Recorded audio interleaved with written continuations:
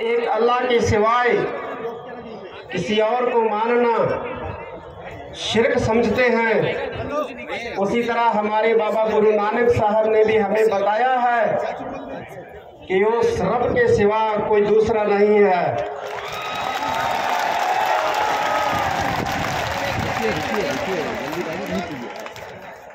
और उसका कोई शरीक भी नहीं है। गुरु ग्रंथ साहब महाराज ने गुरु नानक साहब का ये फरमान है कि तिसका शरीक को नहीं ना को कंटक बहराई, ना उसका कोई शरीक है ना उसका कोई वैरी है, दुश्मन है। वो सभी का दुश्मन है, वो सभी का पालनहार है, वो सभी को जन्म देने वाला है, वो सभी का ही संहार करने वाला है।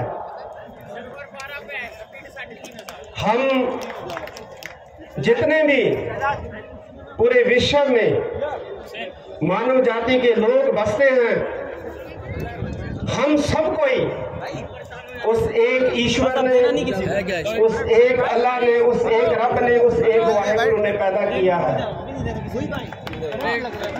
इसलिए हम सब एक समान हैं और हम सबको एक दूसरे का आदर करना चाहिए, इज्जत करनी चाहिए।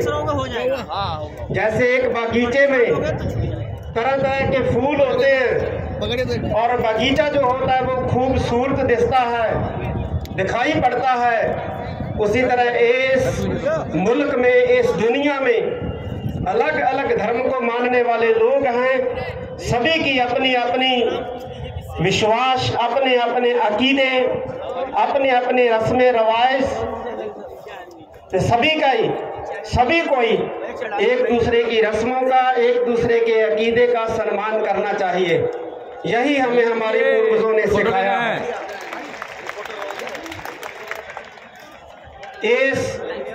मैं पूरे भारत में नहीं कहूँगा बल्कि पूरे विश्व में हमने अमन, एकता, भाईचारा कायम रखना है।